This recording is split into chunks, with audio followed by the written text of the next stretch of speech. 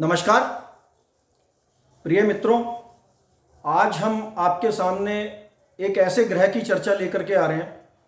उनकी दशा महादशा और वो सब कुछ देने में सक्षम है, लेकिन जब उस ग्रह का नाम आता है तो लोगों में एक ऐसा भय व्याप्त हो जाता है जैसे समझिए कि काल उनके सामने आ गया हो। और मैं आपको ये विश्वास दिलाता हूँ कि वो ग्रह आपको सब कुछ वो चीज़ें देने में सक्षम है जो कि आज इस चराचर भौतिक जगत के अंदर जनमानस को जिन वस्तुओं की, जिन चीज़ों की, जिन भौतिक पदार्थों की आवश्यकता है। मुझे लगता है कि बहुत सारे दर्शक अपने आप समझ गए होंगे कि मैं किस ग्रह की बात कर रहा हूँ। प्रिय मित्रों, मैं बात कर रहा हूँ राहु की। राहु एक ऐसी ऊर्जा है, राहु एक ऐसी शक्ति है जिसकी शक्ति को अगर आपने, जिसकी ताकत को, जिसकी क्षमता को अगर आपने पहचान लिया तो आप जीवन में क्या कर सकते हैं वो आपकी सोच से परे है। सोच से परे क्यों है? क्योंकि एक आम इंसान की, शासन की, प्रशासन की, संतों की, ऋषियों की, देवताओं की जहाँ पे सोच समाप्त होती है वहाँ से राहु की सोच शुरू होती है। आप सबको मेरी बात बहुत अजीब लग रही होगी, लेकिन मैं आज आपको बताऊंगा कि राहु है क्या।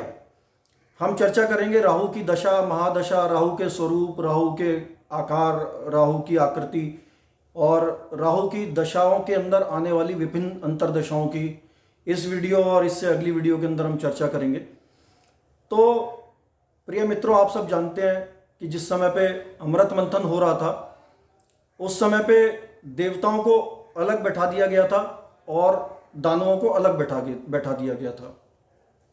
भगवान विष्णु ने, श्री हरि विष्णु ने मोहिनी का रूप धारण किया और दानव मोहिनी रूप के अंदर ही अपने आप को समा करके सब कुछ भूल गए कि अमृत का वितरण हो रहा है। लेकिन उसमें एक शख्स था जिसको ये पता था कि ये भगवान विष्णु की चालाकी है। जैसे ही उसको ये समझ में आया, उसने देवताओं का छद्म वेश धारण किया और देवताओं की पंक्ति के अंदर जाकर के बैठ गया। भगवान विष्णु, उसकी बारी आई, भगवान ने अमृत उसको पिलाया और किसी ने समझा कि ये देव नहीं है, दानव है, और भगवान विष्णु को इशारा किया। भगवान की भी समझ में आया और सुदर्शन चक्र से उसका मस्तक विच्छेद कर दिया। मित्रों, उस दानव का नाम स्वरभानु था और जब तक उसका शीश विच्छेद हुआ तब तक गले तक अमृत पहुंच चुका था और वो अमर हो गया था। तो मेरा ये सब आपको बताने का एक ये उद्देश्य है कि आप लोग समझें कि राहु है क्या।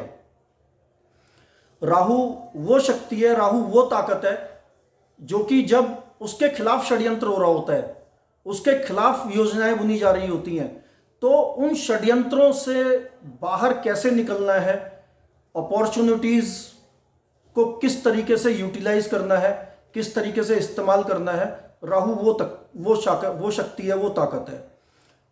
राहु ने देखा कि जब तक दानवों का नंबर आएगा तब तक अमृत समाप्त हो जाएगा। उसने तत्क्षण निर्णय लिया कि मेरे को अपना रूप बदलकर देवताओं की पंक्ति के अंदर जाकर के बैठना है और अमृत पान करना है। तो प्रिय मित्रों, ये वो चीज़ है जहाँ पे देवताओं की भी सोच समाप्त होती है। देवताओं ने ये सोचा कि भगवान विष्णु मोहिनी का रूप धारण करके और जो है सबको अमृत पिला रहे हैं और दानवों का नंबर ही नहीं आएगा, लेकिन राहु ने देवताओं की रणनीति को विफल करते हुए अपने आप को अमर कर लिया और देवताओं की श्रेणी के अंदर अपने आप को स्थापित कर लिया।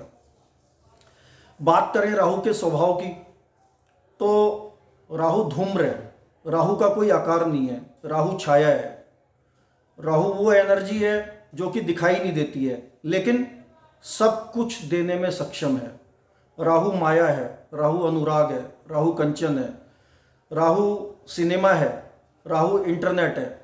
आज के युग के अंदर हर वो चीज़ जो कि माया से संबंधित है, जो कि जिसका कोई आधार नहीं है, जिसका कोई बेस नहीं है, वो सब चीज़ें राहु है। तो प्रिय मित्रों, जब राहु की दशा महादशा आती है तो उस समय पे ऐसा लगता है कि अब हमारे को कष्टों का सामना करना पड़ेगा। और स्वाभाविक सी बात है कि जिस प्लेनेट का जो स्वभाव है, जिस ग्रह का जो स्वभाव है, वो उसके अनुरूप फल देता है। राहु का भी स्वभाव है। राहु, महर्षि पराशर ने लिखा है कि शनिवत राहु, राहु शनि की तरीके से व्यवहार करते हैं और शनि के समान फल देते हैं। तो प्रिय मित्रों, शनि क्या है? शनि न्याय के देवता है, न्यायाधीश है। शनि कर्म के देवता हैं। तो राहु भी तो ये नहीं चाहेंगे कि आप अन्याय की तरफ जाओ। राहु भी तो ये नहीं चाहेंगे कि आप अन्याय करो, आप कर्म ना करो। वो कर्मठ बनाना चाहते हैं, आपको कर्मठ बनना पड़ेगा। वो न्याय के साथ आपको चलना सिखाते हैं, आपको न्याय के साथ चलना पड़ेगा। वो आपको ऐसे ऐसे प्रलोभनों में फंसाएंगे जो आपको बहुत लगेगा जिंदगी सरल हो रही है, लेकिन उन प्रलोभनों में के अंदर फंस करके आपकी जिंदगी दुश्वार हो जाएगी। और राहु यही तो चाहते हैं। राहु का कहना है कि आप मेरे दिए हुए प्रलोभनों में फंसो और अपनी जिंदगी बर्बाद करो। लेकिन जो बुद्धिमान व्यक्ति है वो राहु के दिए हुए इस प्रलोभन को ठुकरा करके सच्चाई, कर्म और न्याय के मार्ग पे चलता है, तो राहु उसको जीवन के अंदर वो सब कुछ दे देते हैं जिसकी उसने कल्पना भी नहीं की होती है। जन्म कुंडली के अंदर अगर राहु की बात करें तो राहु की दशा ठोस परिणाम देने वाली होती है। और क्योंकि राहु की दशा 18 वर्ष के लिए लगती है और एक लंबी अवधि के अंदर लगने के कारण राहु की दशा ठोस परिणाम देती है और लंबे समय तक चलने वाले परिणाम मिलते हैं। प्रिय मित्रों, अगर हम बात करें नौ ग्रहों के अंदर, तो नौ ग्रहों के अंदर सबसे बली सूर्य होते हैं। सूर्य ग्रहों के राजा हैं। लेकिन और बात करें गुरु ग्रह की, तो गुरु कुंडली के अंदर यदि बलवान है तो जातक को वो सब चीजें देने में सफल हैं और उतना देते हैं कि जातक उनको संभाल नहीं पाता है।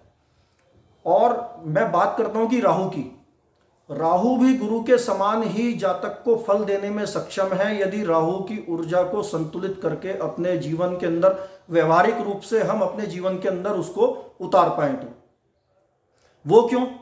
वो ऐसा इसलिए है दोस्तों कि जब गुरु राज दरबार में आते हैं तो सूर्य अपना सिंहासन छोड़ करके उनके चरण स्पर्श करते हैं, अपनी गद्दी को छोड़ करके गुरु का आदर सम्मान करते हैं। और राहु क्या है? राहु सूर्य की ताकत को, सूर्य की सत्ता को धत्ता बताते हुए सूर्य को ग्रहण लगा देते हैं। अब आप राहु की पावर को समझें कि राहु वो शक्ति है, राहु वो ऊर्जा है जो कि राजा की सत्ता को भी नहीं मानता है। वो उसकी सत्ता से भी परे जाकर के सोच रखता है और उसी के हिसाब से प्रभाव देता है और सूर्य को भी ग्रहण लगा देता है। प्रिय मित्रों, अगर बात करें राहु के नक्षत्रों के बारे में, तो राहु के जो तीनों नक्षत्र आते हैं उन तीनों नक्षत्रों के स्वामी राहु के परम प्रिय मित्र हैं। पहले बात करते हैं, राहु का प्रथम नक्षत्र है आर्द्रा नक्षत्र, जो मिथुन राशि के अंतर्गत आता है और मिथुन राशि के स्वामी बुध हैं। बुध राहु के परम मित्र हैं।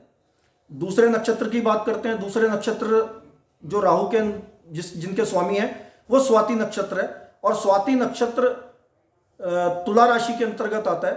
तुला राशि के स्वामी शुक्र बनते हैं और शुक्र राहु के परम मित्र हैं। तीसरे नक्षत्र की बात करें, शतभिषा नक्षत्र, शतभिषा नक्षत्र कुंभ राशि के अंतर्गत आता है और कुंभ राशि के स्वामी शनि है जो कि राहु के परम मित्र हैं। तो प्रिय मित्रों, 9 ग्रहों के अंदर ऐसा कोई भी ग्रह नहीं है जो कि इस तरह की स्थिति को जो है अंदर आता है कि तीनों के तीनों नक्षत्र उसके मित्र ग्रहों की स्वामित्व के अंदर आते हों। उस हिसाब से भी राहु अत्यंत बली हो जाते हैं। प्रिय मित्रों, बात करें राहु की, राहु के स्वभाव की, तो राहु लालच है। राहु वो अतृप्त लालसा है कि जो कि कभी समाप्ति नहीं होती है। राहु हर समय अपने से बेहतर और उस बेहतर से और बेहतर और उस बेहतर से और बेहतर ढूंढने का प्रयत्न करते हैं, जो कि कभी इंसान के जीवन के अंदर आता ही नहीं है। आज आपको 1 मकान मिल गया, आपको 2 की लालसा हो जाएगी, आपको 4 की लालसा हो जाएगी। आपके पास 1 लग्जरी गाड़ी है, आपको 2 की हो जाएगी, 4 की हो जाएगी। तो राहु का ये स्वभाव है। राहु वो प्यास है जो इंसान की कभी बुझती ही नहीं है। राहु अपनी महादशा के लगते ही जातक के अंदर ऐसी लालसाएं पैदा कर देते हैं कि जातक अंधा होकर के उनके पीछे भागने लग जाता है और आखिरी के अंदर वो इस प्रकार से गिर जाता है कि उसको आपको वहां से निकालना ही मुश्किल हो जाता है। प्रिय मित्रों, यदि राहु की बात करें, राहु जन्म कुंडली के अंदर शुभ स्थानों में बैठे हों, राहु केंद्र में बैठे हों, राहु त्रिकोण में बैठे हों, तो राहु अत्यंत शुभ फल देते हैं। केंद्र स्थान हो गए लगन, सुख, सप्तम, दशम। सप्तम स्थान विवाह का कारक है और दशम स्थान कर्म का कारक है। त्रिकोण स्थान हो गए पंचम, जो ज्ञान का, संतान का कारक है। नवम स्थान हो गया भाग्य, जो कि इंसान के भाग्य का कारक है। हम सब जानते हैं कि त्रिकोण और केंद्र, इनके अंदर हर ग्रह अच्छा फल देता है, लेकिन जो दूर स्थान है राहु, उन स्थानों के अंदर भी अति उत्तम फल देते हैं, जिसके अंदर त्रिशडाय का मैं जरूर नाम लेना चाहूंगा कि 3, 6 और 11। यदि राहु 3, 6 और 11 के अंदर बैठे हुए हो तो जातक को उन स्थानों से भी अधिक शुभ फल प्रदान करते हैं जो कि केंद्र और त्रिकोण में मिलता है।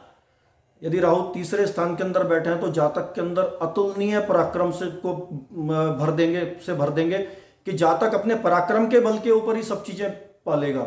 राहु छठे स्थान में बैठे हुए तो प्रबल शत्रुहंता बना देंगे।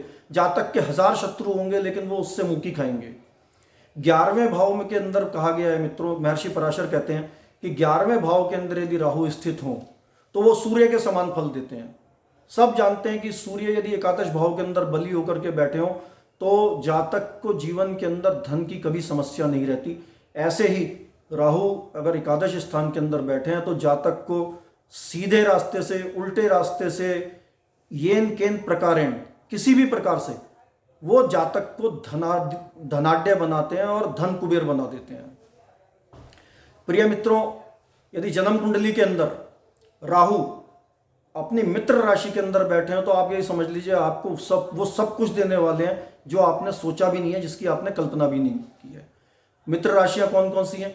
राहु की मित्र राशियां हैं मिथुन, राहु की मित्र राशि है वृष, वृष के स्वामी शुक्र, मिथुन के स्वामी बुध। राहु की मित्र राशि कन्या, राहु की मित्र राशि तुला, राहु की मित्र राशि मकर, राहु की मित्र राशि कुंभ। यदि इन 6 राशियों के अंदर राहु बैठे हैं तो राहु आपको सर्वोत्तम फल देंगे। और मैंने स्थानों के बारे में भी बताया कि इन स्थानों के अंदर राहु बैठ करके सर्वोत्तम परिणाम देते हैं। उसके अलावा राहु कन्या राशि को अपनी स्व राशि मानते हैं और राहु मिथुन के अंदर और वृषभ के अंदर उच्च के माने जाते हैं। यदि राहु कुंडली में उच्च के होकर के बैठे हैं तो आपको सब कुछ देंगे। आपको सिर्फ करना यह है कि राहु की ऊर्जा को संतुलित करके अपने जीवन में राहु जिन चीज़ों के अंदर आपको आगे बढ़ाना चाहते हैं उन चीज़ों के अंदर आगे बढ़ें। अपने जो खराब कर्म है, जो गलत कर्म है, जो कि आपको विनाश की तरफ ले जाएंगे, उनको छोड़ें और राहु के दिए हुए प्रलोभनों के अंदर ना आए। जैसा कि मैंने आपको बताया कि महर्षि पराशर ने कहा है कि शनिवत राहु, तो जब राहु की महादशा का 6वां वर्ष शुरू होता है, 6 वर्ष से 8 वर्ष तक शनि की अंतर्दशा रहती है, तो ये समय ट्रांसफॉर्मेशन का समय होता है, ये समय रूपांतरण का समय है। आपकी जिंदगी के अंदर आमूलचूल परिवर्तन आते हैं। इसकी चर्चा हम आने वाले समय के अंदर आने वाले भाग के अंदर करेंगे कि राहु की अंतर्दशा में। लेकिन यहाँ पे मैं इस चीज़ की चर्चा इसलिए करना चाहता हूँ क्योंकि राहु शनि की तरीके से व्यवहार करते हैं और जब राहु में शनि का समय आता है तो ये अत्यंत दुसाध्य स्थिति होती है, बहुत कष्टकारी स्थिति होती है। और मैंने इसका चर्चा इसलिए यहाँ पर किया कि इस स्थिति के अंदर भी हम राहु और शनि के अच्छे प्रभाव ले सकते हैं यदि हम राहु के कारकत्वों को, राहु के स्वरूप को, राहु के स्वभाव को संतुलित करके अपने जीवन के अंदर आत्मसात करें। तो प्रिय मित्रों, आज भौतिकवाद का समय है और राहु भौतिकवाद के अंदर सब कुछ जातक को देने में सक्षम है। उसे जो चाहिए, उसे घर चाहिए, गाड़ी चाहिए, बंगला चाहिए, कार चाहिए, समाज के अंदर मान चाहिए, नाम चाहिए, प्रतिष्ठा चाहिए, हर चीज़ देने में सक्षम है। राहु का आकार धुएं का आकार है, राहु धोखा है। राहु वो मृग मरीचिका है जो कि आपको जिंदगी के अंदर कभी मिलेगी ही नहीं। राहु इल्यूजन है। राहु भटकाओ है, राहु अतृप्त लालसा है, राहु कंचन है, राहु अनुराग है। राहु वो चीज़ है जो कि आपको दिखाई नहीं देगी लेकिन आपको कहेगी कि हाँ मैं यहाँ पर हूँ। राहु आपको जीवन के अंदर इस तरीके से उलझाएगा कि आप उसको समझ ही नहीं पाएंगे कि आप कहाँ उलझ रहे हैं। तो आने वाले समय के अंदर हम आपको बताएंगे कि हम किस तरीके से जो है मतलब राहु से अच्छे अपेक्षित परिणाम ले सकते हैं और राहु की किन चीज़ों को ठीक करके हम राहु के जो दुष्प्रभाव हैं, राहु के जो खराब परिणाम हैं उनको अपने जीवन से दूर कर सकते हैं और जीवन के अंदर अच्छी संभावनाओं को लेकर के हम एक अच्छे और वैभवशाली जीवन को जी सकते हैं। प्रिय मित्रों, आज के लिए इतना ही। नमस्कार। कल के आने वाले एपिसोड में हम राहु की दशा के बारे में जानेंगे और उसके अंतर्गत आने वाली विभिन्न अंतरदशाओं के बारे में चर्चा विस्तार से करेंगे, जिससे आपको समझ में आएगा कि राहु की एनर्जी को हम आत्मसात करके किस प्रकार से अच्छे फल ले सकते हैं। नमस्कार।